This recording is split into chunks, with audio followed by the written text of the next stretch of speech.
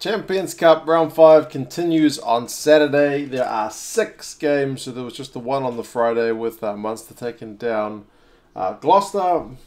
But Saturday is busy. 6 games, kind of on in pairs with the timing. We'll start with the first one. It is Montpellier up against Newcastle. For this one, it's interesting because both teams have got the same record, 2 wins and 2 losses. But for Newcastle, it was kind of off to a flying start. But then, it's trailed off a little bit. I would have thought their priorities at the moment should probably be on the Premiership. But in saying that, there are still a few guys with big names playing in this Newcastle team. For Montpellier, I guess the kind of South African theme continues with the selections. We'll see that, and as I mentioned, a couple of them in a minute. But yeah, neither of these teams is top dog, so how much there is to play for, it's never going to be guaranteed, but neither side is out. Montpellier are second on 11. Newcastle are third on, I think, 8. So Montpellier is obviously a more likely prospect, but how well they're going to go kind of remains to be seen. They did get beaten by Newcastle 23 points to 20 over in England in the third round. If that gives Newcastle any kind of edge, I don't know, but going over to France is certainly going to be a different prospect. For Montpellier, like I said about the South Africans, Pina and Hussein are 9 and 10. Steyn is at 15, although there is a Frenchman at captain, so that's Picamoles from number 8. For Newcastle, Flood is captain and he's at 10. Takalua is inside him at 9. Mulipola is injured, so it's Brocklebank and Davison propping up the scrum. In terms of the bookies' predictions for this one is tipped to be the biggest blowout of all. They've got Montpellier as 17-point favourites, so they're not giving Newcastle much hope. I sometimes feel like getting away from the regular competition sometimes helps the players to mentally kind of refresh themselves, but at this point, yeah, survival in the Premiership is probably where Newcastle's minds are at. I mean, Montpellier aren't exactly setting the world alight. I think I read they were 9th in the top 14, so it's not exactly going swimmingly there either, but I suppose a European Cup run would be welcome for their fans. In the next one, it is Leinster up against Toulouse. Now, this is another one that probably is one of the games of the round. I'm not just saying that because I'm wearing a Leinster jersey. Munster and Gloucester was definitely one because that pool was totally open. All 4 teams still alive. This pool is quite the opposite. Over in pool number, 1? The 2 teams below them are dead. They can't qualify. It's kind of who's going to finish 1, who's going to finish 2. Both teams are going through as things currently stand. You'd have to assume that both these teams are probably going to go through. But yeah, it's just who goes through on top of the pool. Leinster with that 1 loss. Toulouse unbeaten. That 1 loss that Leinster suffered was to Toulouse over in France. It was only by a point, 28 points to 27 back in round 2. So Leinster definitely with a point to prove over at the RDS. I guess we'll see how likely they are to get it done. In terms of selections, Leinster have got a few names out. So Johnny Sexton is not playing. He's still having issues with his knee, so he's out. So Burns in at 10. He's a very capable replacement. It'll be interesting to see how much he gets talked about in the lead up to this one, just seeing how well Carberry did for Munster, man of the match performance in that game. But yeah, Carney's out as well, so Lama's in at 15. A different kind of replacement, but certainly a very capable one. Different style player, totally, but exciting to watch. I'm not complaining about that. Henshaw is out, so O'Loughlin is in at 12. James Lowe's still serving a suspension, so he wasn't considered for this game, so they were kind of free to go with Fardy and Jameson and Gibson Park in terms of their foreign allotment. So yeah, those guys are in the squad as well. For Toulouse, it's full of French internationals. If you read that team, it's got Medard, it's got Huget, Ramos, and Tamak. These guys are all starting. A few foreigners as well. And Kaino's starting, Famuina's starting, Cheslin Colby's there as well. So it is a pretty strong looking Toulouse team. They look like they want to go in and cause an upset. But it's definitely going to be tough. The bookies are still giving this one a kind of clean run. Not 17 points clean, but they're saying Leinster by 9. So more than a try, more than a converted try out. So they're saying it's going to be somewhat comfortable for Leinster. But I don't know. I suppose it could be a close one. Both of those games for me here in New Zealand are on at 2 o'clock in the morning. So I will not be watching either of those live. I will catch up on the highlights. The next lot of games are on at a slightly more reasonable time, and I'll see which ones to go with. Speaking of the next one, I'm not going to dwell on it a whole heck of a lot.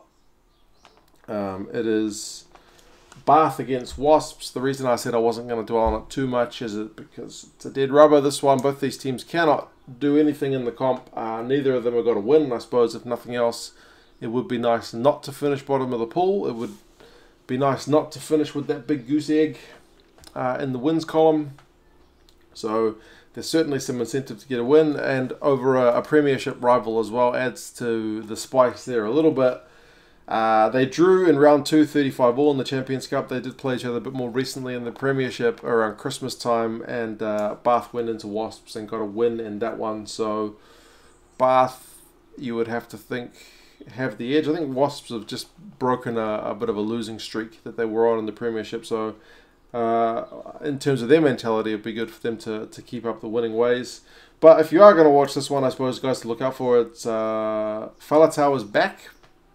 They've got him on the blindside flank, but he's been out for like, was it 3 months?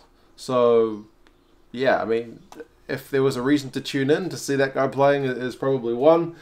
And Hughes is back for Wasps. He's been out for a while as well. So if you were a fan of either team, it'd certainly be good to see some of your Lucies back and see how they go. Hopefully it's an open game, because like I said, neither's really got anything to play for. So there's no reason to be conservative, but then again, you always want to win. So we'll see how that one goes. Bath by 2. Is what the bookies are saying for that one. The next one, Ulster hosting Racing. Again, this is a battle of the two top teams, so it is, like, put it this way, both these games are on at 4:15 in the morning for me here in New Zealand, which is still not a fun time to be getting out of bed, but given that my son, often my 3-year-old, comes in and wakes me up about 5:45, it's not a big stretch to get up just after 4 o'clock to watch the rugby. I feel like this would be a game to watch because, as I said, there's not much going on with that one. But this one, you've got Ulster have only lost the one game, and it was to Racing against an unbeaten Racing. It's kind of got a similar feel with that Leinster-Toulouse match. Again, at the moment, both these sides are going through, but Ulster, I believe, are like the last runner-up to be going through. So there's definitely some incentive there for them to go ahead and get some points. They did lose 44 points to 12 in round 2 over in France, so it wasn't pretty. And yeah, there's again players who will have a bit of eye on improving that result anyway the second time around. So for Ulster, I forget how to pronounce his name. Is it Ballancorn? Is on the wing ahead of Spate. Correct me on that pronunciation. I did see him the other week when he got like yellow carded pretty much straight after the kickoff, but then scored a try later. But yes, Henry Spate's back on Australia, so he's starting along with Stockdale on the wings. And pretty much all the big names are back for Ulster. They rested a whole lot of guys in their last game, I suppose, in preparation for this game. So hopefully that has the desired effect, and the rested guys are able to add a bit of punch. Best is captain from hooker. Racing, again, a fair few big names on their side. You got Machino, Russell. That's their 19 combination, so pretty class. Zebo, apparently it's his first time back on Irish rugby soil for since he moved to France, so there might be a bit of added spice there as well. I know he got into a bit of trouble. Was that against? Ulster or was it against Leicester? When he was pointing to the try line. I feel like it was against Ulster, and there was a bit of a hoo-ha about that. So maybe this this clash could have a bit of spice for him as well. Either way, Racing are the bookies' favourites, but only by 3 points. So they're picking it to be a pretty tight game. I will set my alarm. I think that's the one to watch for me. Hopefully the kids stay in bed and I can kind of sit there and watch that one in the dark and in peace. At least it'll be nice and warm over here.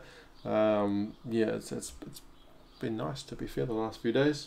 The next one, winless Scarlets hosting not so much better Leicester Tigers.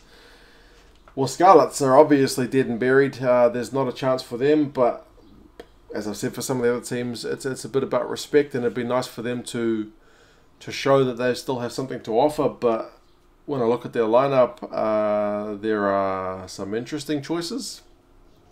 Not by choice, but forced upon Wayne Pevek by the look of things.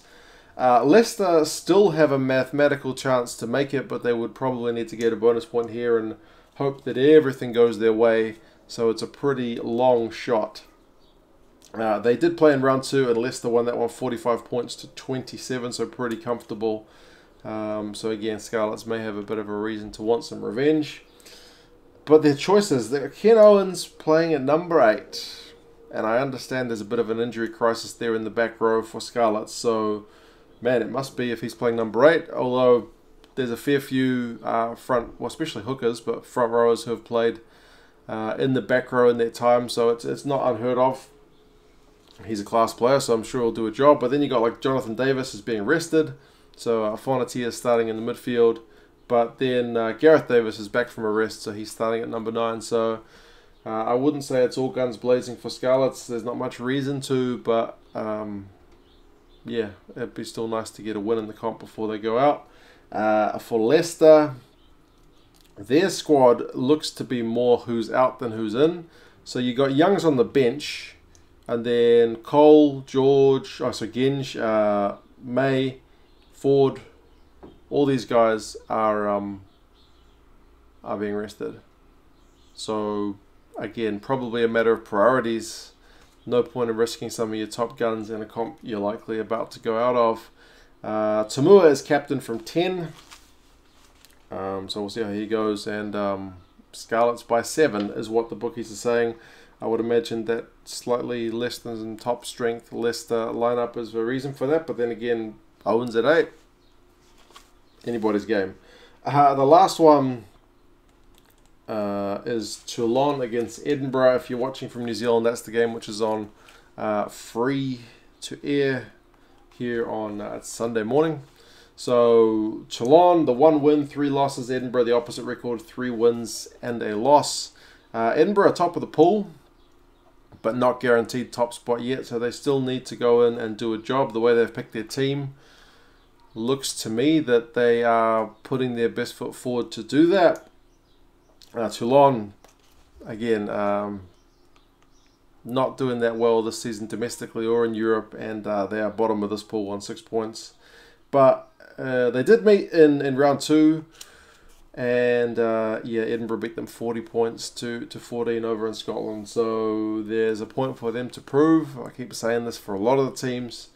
I can't imagine that it's that fun getting beaten by that many points. So as a professional rugby player who is very competitive, I would imagine most of these guys would like to show something else. Girardo starts for Toulon. So does Webb. So there's some top dogs playing there, I suppose. Savia is on the left wing for Toulon. I know they've tried him in the midfield this year as well, but he's back in his familiar 11 jersey, so we'll see how he goes there. For Edinburgh, they've got a lot of their big guns who've been rested back. I mean, not all of them are mentioned here, but you've got like Nell, McAnally, Watson, Kinghorn, and keep going. The list goes on. It's definitely a full-strength Edinburgh lineup, at least as much as it can be, but still Toulon are favourites by 4. I suppose it's the travel factor that does it for the bookies there.